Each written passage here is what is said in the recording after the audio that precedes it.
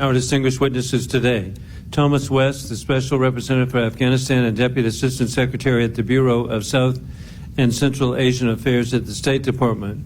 We also have Ms. Rina Amiri, the U.S. Special Envoy for Afghan Women, Girls, and Human Rights at the State Department. And finally, we have Honorable Michael Schiffer, the Assistant Administrator of the Bureau for Asia for the United States Agency for International Development. I want to thank you for being here today. Your full statements will be made part of the record, and I'll ask that each of you keep your spoken remarks to 5 minutes in order to allow time for members to ask questions. I now recognize Mr. West for his opening statement. Chairman McCall, Chairman Wilson, Ranking Member Manning, distinguished members of the subcommittee, thank you for the invitation to discuss the Biden-Harris administration's Afghanistan policy. I would like to acknowledge the many Americans who served and sacrificed in Afghanistan since 2001, including members of this committee. Almost 800,000 people deployed to Afghanistan over the course of our 20-year commitment. Over 2,400 American service members died from combat and non-combat causes in Afghanistan. Many thousands of diplomats, development workers, other civilians, and contractors also served, and some paid the ultimate sacrifice. In the 2 years since the United States and our allies completed our military withdrawal from Afghanistan, the Biden administration's policy has focused on advancing and protecting American interests and continuing to support the Afghan people. In my remarks today, I will focus on where we stand in terms of our national interests, the enormous challenges that Afghans face today, and the path ahead. Our most critical enduring interest in Afghanistan is to ensure that it never again becomes a launching pad for terrorist attacks against the United States or our allies. We have reorganized our counterterrorism capabilities to monitor and to prevent the reemergence of terrorist threats from Afghanistan.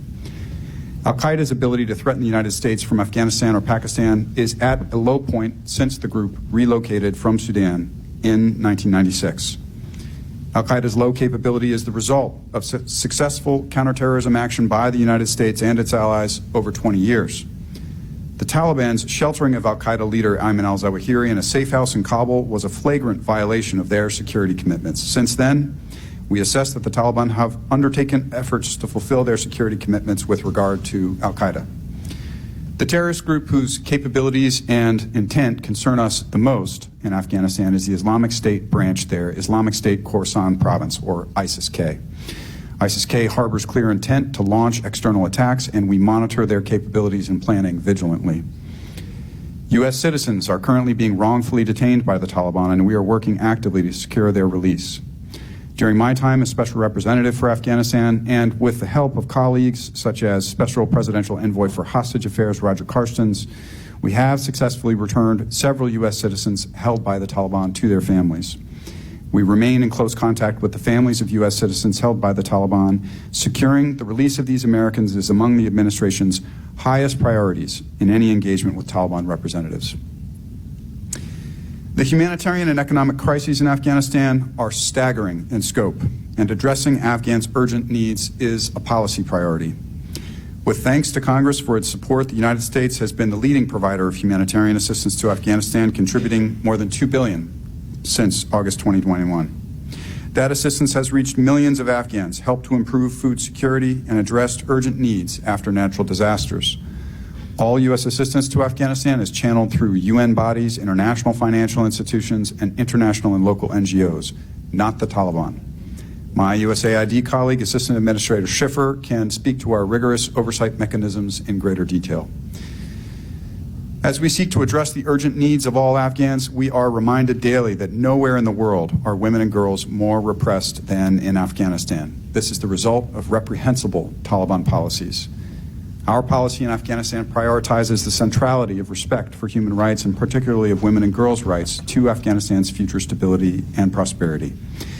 We have emphasized to the Taliban that the normalization they seek is unreachable without a radical shift in their human rights conduct, in particular their treatment of half of the population.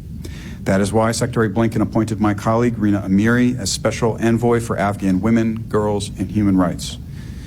We continue to enable and support the resettlement of Afghans who worked alongside us during our 20-year presence in the country.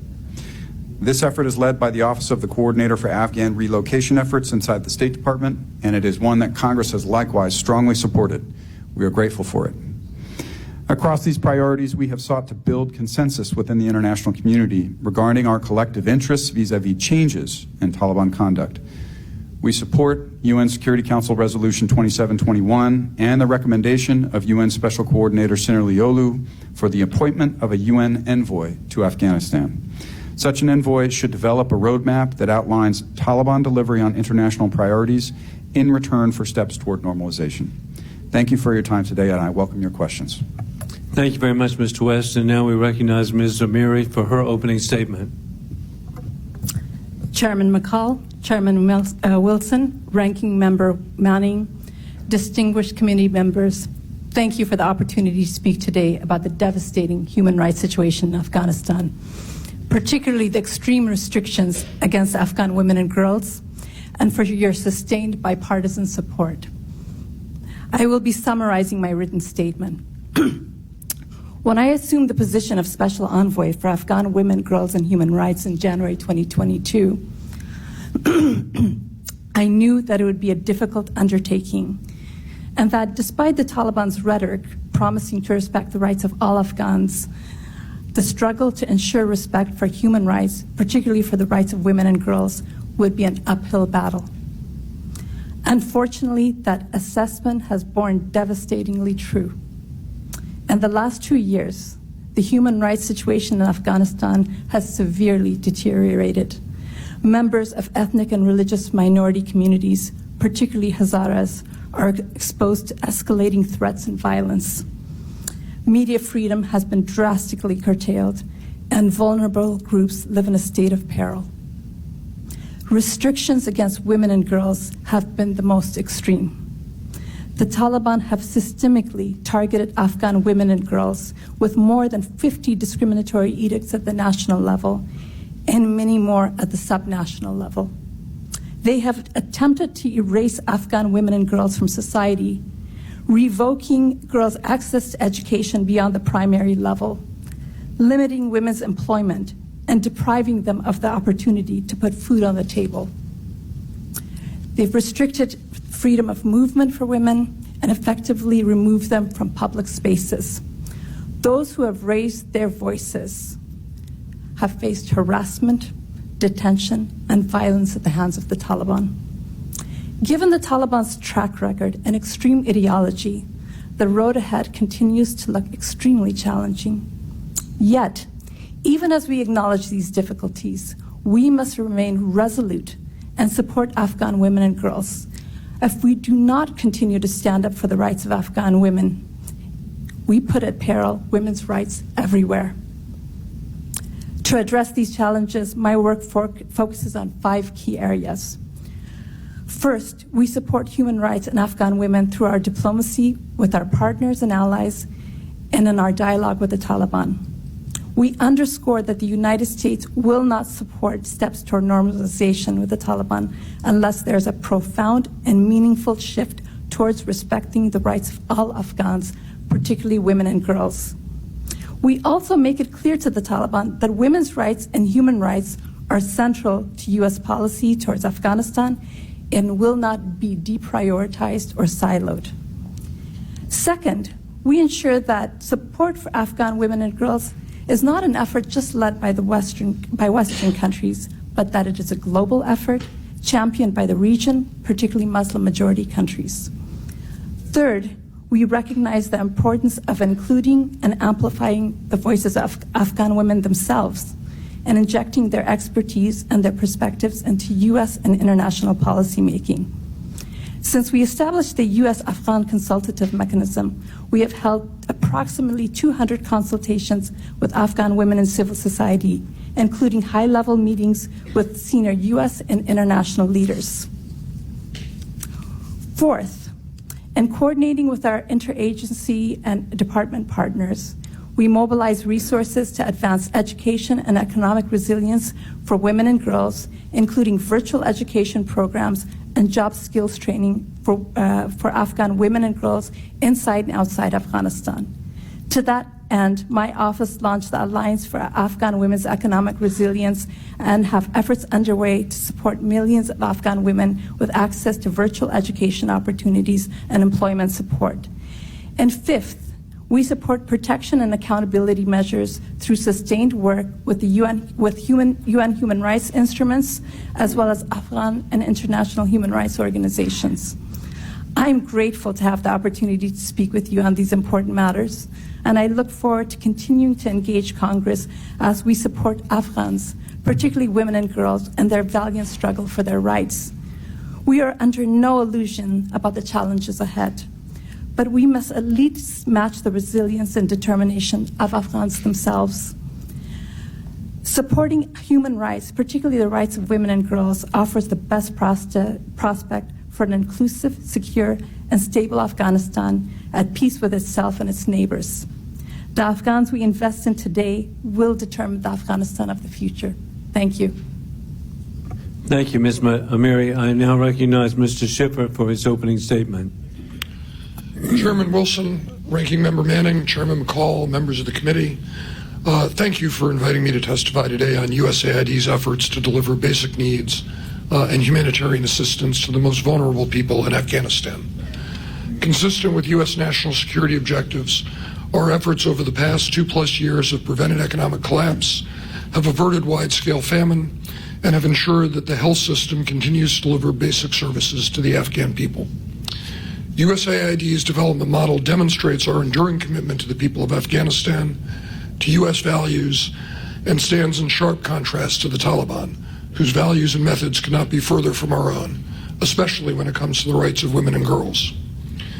We believe that not only do we have a moral obligation to support the people of Afghanistan, but it is also in our national security interest to do so, and to ensure that Afghanistan's ongoing humanitarian and economic crises do not worsen. And we are clear-eyed about the very challenging environment in which we operate in Afghanistan. The Taliban's takeover and subsequent draconian edicts have eroded decades of development goals, have increased economic security, and have diminished basic services. Today, half the country's population lives in poverty, and women and girls face increasing marginalization. To have an impact in this environment, we have a highly adaptive and flexible strategic framework to respond nimbly while aligning with the U.S. government's broader foreign policy priorities. We engage with a wide range of partners to support basic needs in education, health, livelihoods, and agriculture, and to work where we can to give people a voice through independent media and to support vulnerable populations, especially Afghan women and girls. For example, consistent with humanitarian principles, we ensure that women are involved throughout the assistance delivery cycle, including delivering and receiving assistance. Where this cannot be done, our partners often voluntarily suspend operations until a solution is found. Fortunately, we have managed to find workarounds to support women and girls in Afghanistan. For instance, in the past 2 years, we've worked to provide private sector employment for more than 7,000 women in the carpet, cashmere, and saffron industries. We've helped 15,000 women farmers grow staple crops such as fruits and vegetables with private sector support and deliver those crops to market. We've incorporated telementoring for Afghan health workers, including midwives and women doctors. And our science and math lessons on YouTube have been downloaded more than 13,000 times so far. Since the Taliban takeover in August 2021, the United States has provided approximately $2 billion in humanitarian assistance to support the Afghan people amid the country's ongoing humanitarian crisis, including more than $1.4 billion from USAID that focuses on food assistance, health, and nutrition services for communities in the greatest need. This humanitarian assistance complements more than $700 million in additional basic needs assistance. Because we are clear-eyed about the operating environment in Afghanistan and about Taliban intent, we remain extremely vigilant against attempts to divert and interfere with assistance delivery. USAID takes its duty as a steward of U.S. taxpayer dollars extremely seriously, and we hold implementing partners to the highest standards to ensure that funds are used wisely, effectively, and for their intended purposes. We cooperate with all oversight bodies, including Congress, our own Inspector General, and the Special Inspector General for Afghanistan, SIGAR, to protect against fraud, waste, and abuse. Beyond our standard rigorous controls and assurances common to all USAID programs, we use independent third-party monitoring to provide additional levels of oversight on the ground. We also require our partners to have robust safeguards risk mitigation systems, and reporting procedures in place to ensure that development and humanitarian assistance reaches those who are in most need. Well, our partners have reported ad hoc attempted diversion and interference, which we make sure that when those attempts are made, we place due diligence on our programs, and that includes temporary suspension of activities and other responses to ensure that we are able to continue to deliver assistance to intended families in principled ways. USAID does not provide assistance to or through Taliban authorities. We continually analyze the operational environment to prevent and mitigate risks of fraud, diversion, and abuse, and to ensure that USAID assistance does not reach the Taliban. The situation in Afghanistan continues to pose serious challenges. However, we are mindful that when we withdrew our assistance for 3 months in 2021, Afghanistan veered to the brink of famine and the potential for chaos that would have placed U.S. national security interests at risk. Without our engagement, for example, the only healthcare and education that women and girls in Afghanistan would be allowed to have would be what the Taliban would provide. That cause and effect is clear. As such, USAID remains steadfast in our support to the people of Afghanistan and our pragmatic approach to providing assistance. We welcome continued cooperation with Congress and this committee in those efforts, and appreciate the opportunity to appear before you today. I look forward to your advice, your counsel, and to your questions.